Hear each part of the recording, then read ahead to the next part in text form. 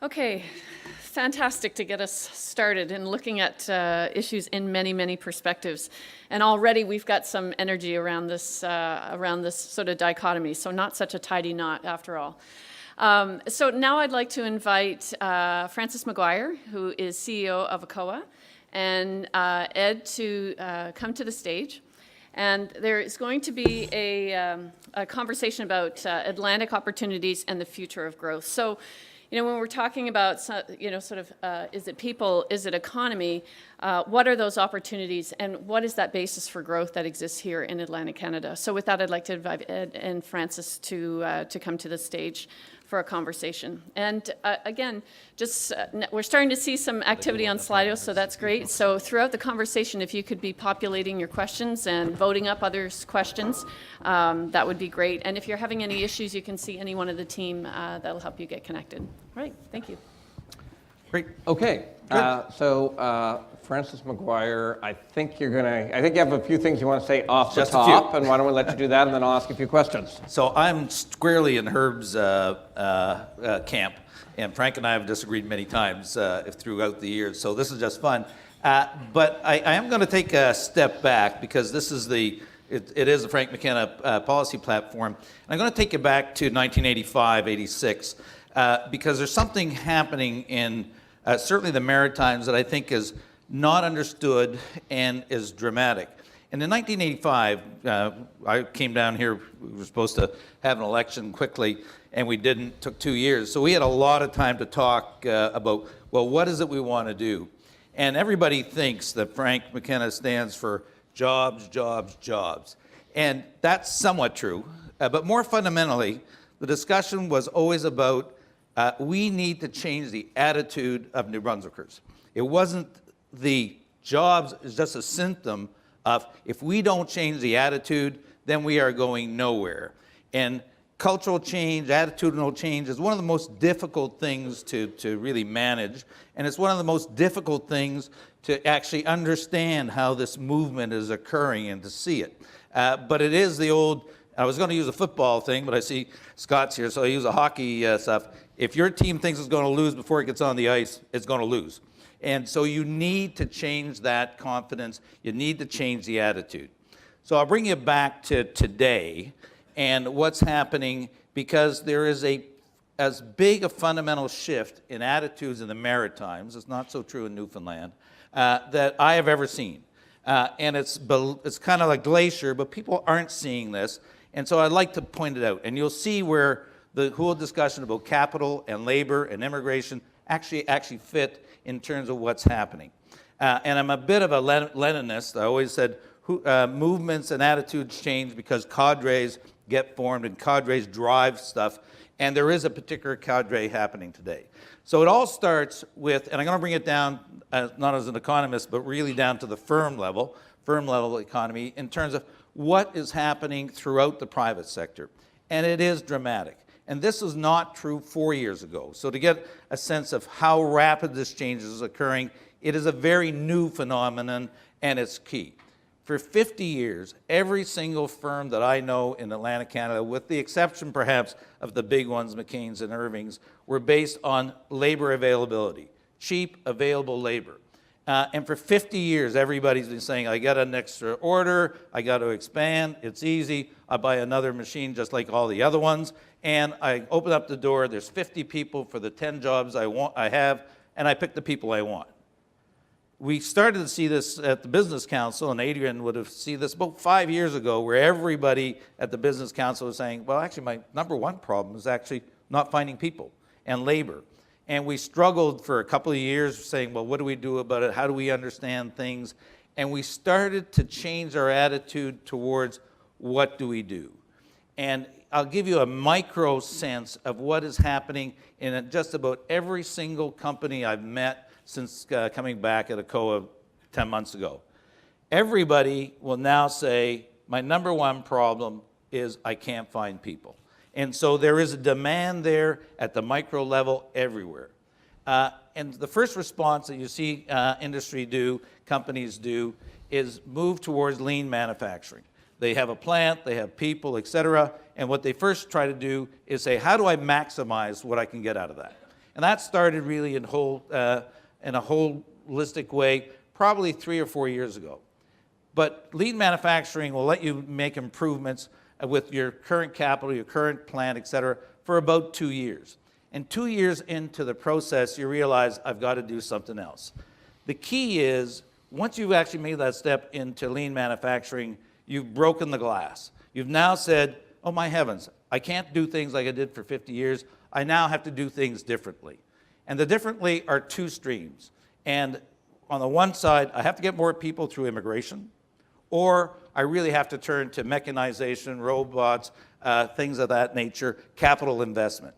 And for all our business people, the sad reality or the hopeful reality is they look at themselves and say, you know, I don't know how to do either one of these. I am completely lost. I know I need to do it. I know I have to go there, but how do I? And so what we're seeing is both streams, people going out, and I'll take immigration. One of the reasons, and I think, Martha, we've never worked a COA with immigration before because we didn't need to. All of a sudden, we need to, and our role is actually to go to entrepreneurs and explain what this process is, what they need to do.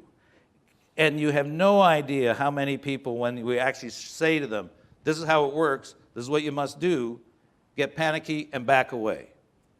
A lot of people, on the other hand, don't do that, and they say, geez, you know, I have to go through this process. And yes, it does mean that I have to either go to the Philippines or to the Ukraine myself. And for these people, a lot of these entrepreneurs, they've never actually been out of North America. Now they've got to go. And convincing them to take that step is a crucial step in changing attitudes. And they start to look at things, and many of our companies have actually started, and first time around have failed. They got people and they left, they went back to Toronto, we lost them. And so they learned that, you know, as an employer, I never really thought I had to, but I guess I'm in the settlement business. And I can't tell you how many people that I've met and said, well, I don't even know how to do that. And I said, well, do you know there's a multicultural association in your town? No. Who are those people? What are they?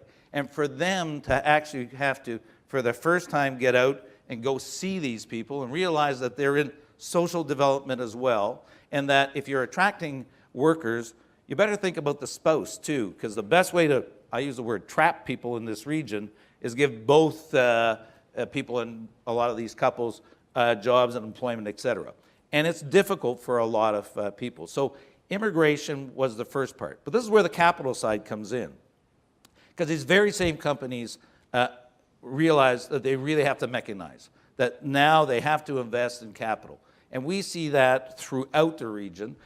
In my budgets in New Brunswick, Nova Scotia, and PI, we're running out of money because we're getting flooded with this. 50% of what we do today, and it'll soon be 70%, is helping people buy robots, helping them get data analytics, helping them find people of that nature.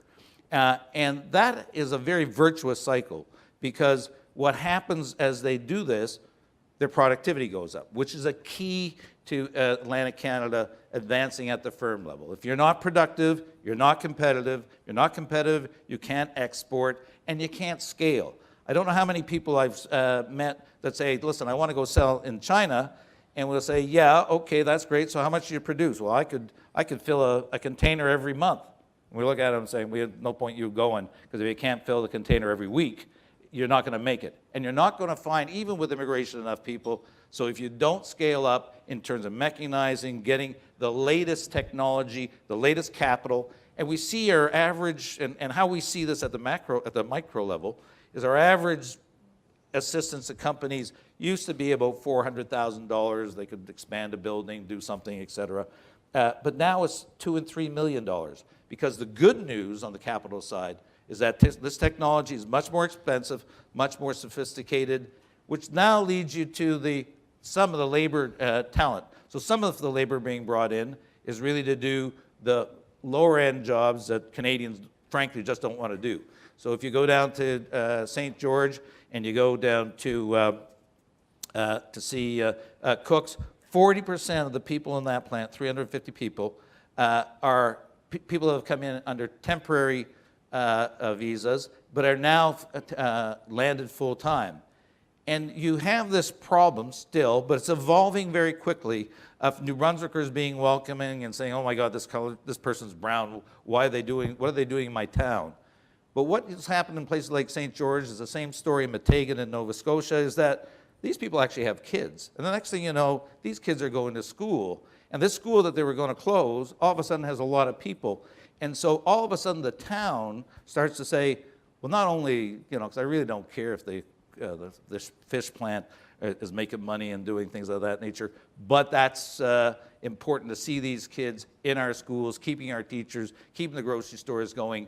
And this is part of this dynamic change that's occurring slowly, but under the surface throughout the Maritimes in terms of acceptance, reluctant acceptance, but it is coming and is coming quickly.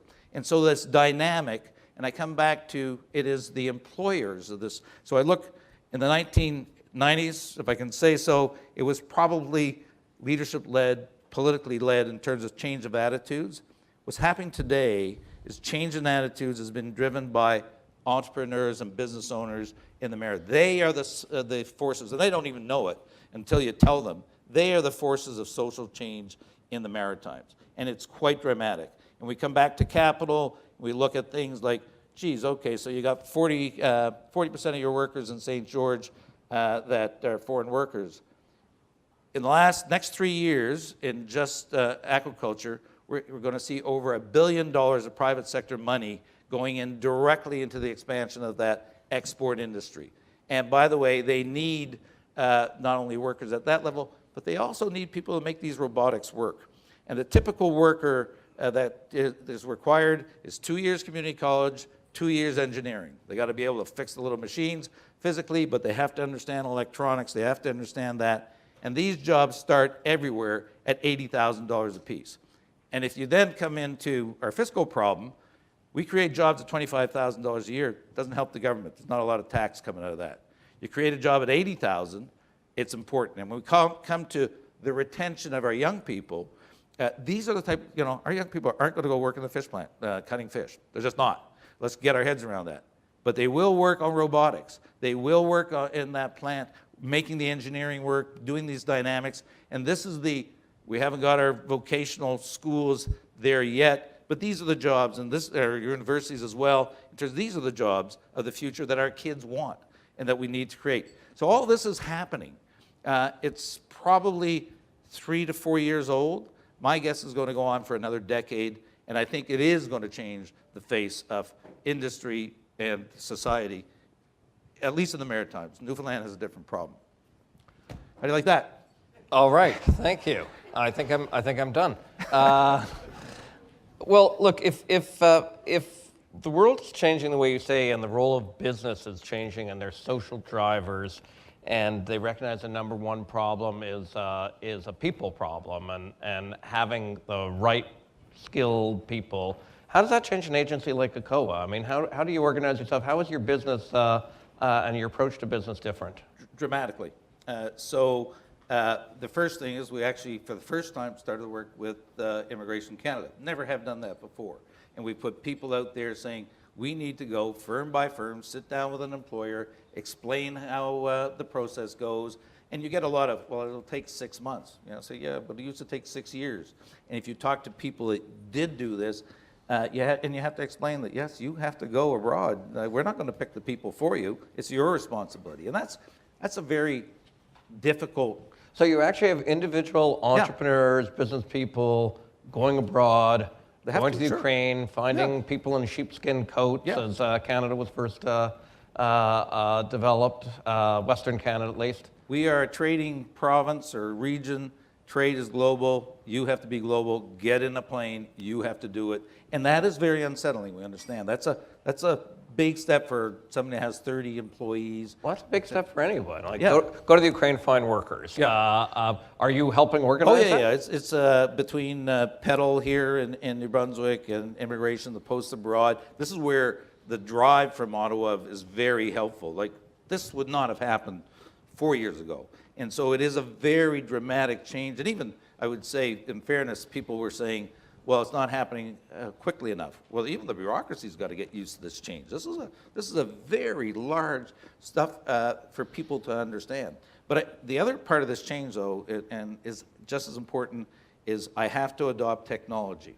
I need to get into this numeric, robotic. I'll give you an example that still floors me. I was up in Bath, and I walked into a farmer's potato stuff and potato harvest, and I look at it, there's a robot stacking potato sacks. And I look at the guy, I said, gee, how can you afford that? He said, well, it cost me $250,000 to put that in. I said, well, geez, why'd you do that? So, well, I don't have enough people working out in the field. This is the dirtiest job we have. And so I bought a robot. These 8 guys that were working are now working outside, getting the potatoes in. And by the way, my workman's compensation costs have gone way down. I have no injuries. This robot works 7/24 during the harvest season. Don't have to worry about it. And every single stack is stacked exactly right. And you're saying, that's a productivity thing. And if this is I'm up there too seeing a maple sugar producer, ambition to be the biggest producer in the world here in New Brunswick. He has fiber optic cables going out to his trees. Like, I'm saying, what? Like, you've got to be kidding me. And he's got little pumps that he's developed, and he sucks the sap out of the tree. He doesn't let it run. And he controls how much production is coming from a computer set. He has 2 employees, 2 engineers, and they're in the maple syrup business. And I'm saying, if you think it's not happening at all kinds of levels, and this is the dynamic of what's happening in our economy, and it didn't exist 5 years ago. And so it's a beginning of a movement, it's a beginning of an attitude change, but it's the start of where capital and people come together. I've heard somebody say recently that people are either going to supervise robots or they're going to be displaced by robots. In some ways, you might have a choice. Is the future that that you're looking at here, though, is this one of fewer and better jobs? I think 10 years from now, that may be our problem. Right now, it's we both lack jobs. I mean, I can't tell you how many a fish plant in Meteghan saying, I can expand tomorrow. I have the orders in hand for 20% more sales. I can't do it because and they have modernized, but we got to modernize more, and I got to find more people. And so for the next probably decade, we're in a very envious, we're not in the Ohio situation. We're in a very special situation. But what we need to do is end up with productivity. So I look at between 2000 and 2015, productivity in Atlantic Canada compared to the national average has gone from 76 to 82%. I think for us it's, okay, over the next 5 years, how do we go from 82% to 90? And if we can do that in 5 years, now we're talking about industry making money, exporting, developing, paying the better wages. So all this it is a wheel. These cogs do fit. And it's been a long time since but public policy probably hasn't. So we're changing our programming to dramatically de-risk the automation side. So we'll actually give people $50,000 grant to actually put a plan together and have that confidence and some knowledge, because we understand they haven't done this ever. So somebody's got to teach them. Somebody's got to work with them. So we're giving $1 million to RPC to expand their capacity to assist companies. So you see it everywhere. I mean, I can give you, if you want, I can give you another 50 minutes worth of examples of things happening today. Oddly enough, I don't want another 50-minute worth of examples, but the examples are great, and I think it helps illustrate for everybody what you have to do. So keep the examples coming, but we'll edit it down from 50, maybe to 5 or something like that. Professor Emery said that adding population cannot drive growth. And you said you agreed with him, but I don't think you completely agree with him. We're in a wonderful situation right now where both are happening, and both have to keep on happening together. One without the other, I don't think it is a A or B. You got to have A and B. And for our young people, for instance, if you don't have cybersecurity developing here so that those kids can go work here in cybersecurity, we'll lose them. So whether it's those kind of technologies, which we have a lead in this particular, you have to train for those too. So we also have to have the jobs that the kids want. Like, you know, our young people, whether it's young natives, et cetera, they don't want to work out in the bush. So let's not try to fool ourselves that they are going to. Let's find the kind of jobs like in engineering, in computer science that they want, and develop, you know, clusters of development, which is happening. But at the same time, there's a lot of workers in fish plants, you know, for a Romanian, that in coming to Canada, that's nirvana. And their kids, like, I think you got to remember, when the Irish came here, they were dirt. But their kids did better. Who talks about the boat people these days? I mean, when they came here, a lot of them were illiterate and stuff, and they started off washing dishes, cleaning houses, but their kids created a whole new generation. So a lot of these fish plant workers, their kids will be doctors, whatever. They'll be computer scientists, whatever. But all this is the dynamics that's happening. So I'm very positive in terms of what's happening. Again, Newfoundland, though, rural Newfoundland is in a much more traditional unemployment, good people really looking for work with no opportunity. They're in the more traditional thing that we've lived for 60 years. Mm-hmm.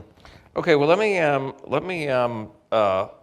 me turn to the questions, which were there a moment ago and are gone. I see some there, but I'd actually, there was good as well. Thank you.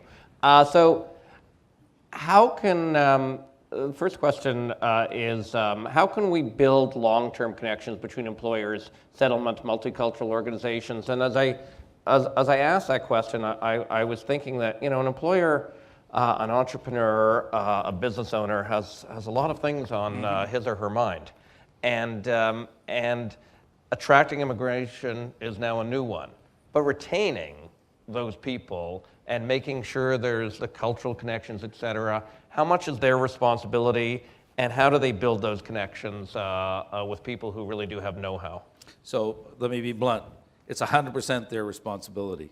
If a business person doesn't have the wherewithal to go up and engage them, then too bad. You're not going to have employers, and you should be out of business. I don't have a lot of sympathy for people that say they can't. They need to. They have to be told where and how, et cetera. But it is up to, it's vital to their future. I mean, it's a business problem, and they're motivated by profit. You want to have profit, you want to grow, you got to do this. Get your head around it. Okay. I'm not very sensitive, am I? No. I think people would prefer you to be blunt than sensitive. Would prefer blunt or sensitive? Blunt? Yeah, I think people prefer blunt. I was going to go with blunt. I'm going to go back. I'm going to go back to the question here. So, what types of changes? So you talked about, you know, that you're seeing changes in attitudes, and that you need to see a lot more change in attitude here. You know, what most particularly do you think we have to see? Frankly, I think you just need to continue and facilitate this cultural change. I think with employers, the good news is they're driven by necessity, and so they don't need much of a push. I can't tell you how many times sitting around the table with 7 or 8 business people, I'll say this, and one head will come up and say, well, that's exactly my problem. And the person next to them said, well, it's mine too. And all 7 of them say it, and they say, well, we didn't realize we all had this problem. So there's a prise de conscience, you'd say in French, that is starting to occur. I think these kinds of forums are excellent because it's part of that prise de conscience for all people.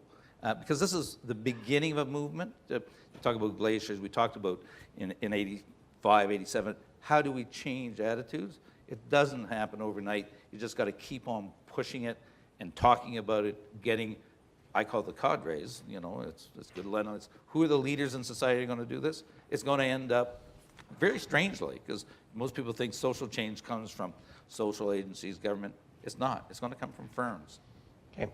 You've talked about, and Frank has talked about 25,000 open jobs, 25,000 jobs looking for people, which is really a tragedy.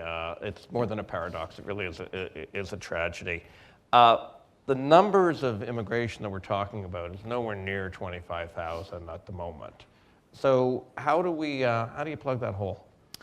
And what is the role of government, just to, reskill, et cetera, in doing that? Well, I think it's identifying things. I mean, I never really worry about, how do I get there 5 years from now? I just worry, Monday morning, what do I do?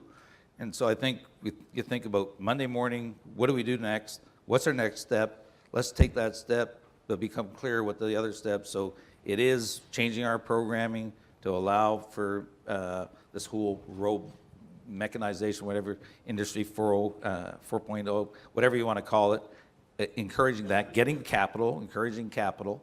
I think government does have a role on the capital side, and I don't think we are as capital friendly, investment friendly as we need to be, because that will, I think heard him on the radio the other morning said, "Oh, I know how to fix your fiscal problem. Just get more people." He's right. It's that simple. Get more productive companies making profit, hiring people, making these investments, because again, kids coming out of school with those robotic, analytic skills, they start at 80,000. And are the people who are coming back into the region from the oil sands because of the energy slowdowns in Western Canada, are they finding jobs, and are they coming back with new skills? They're not coming back with new skills, no.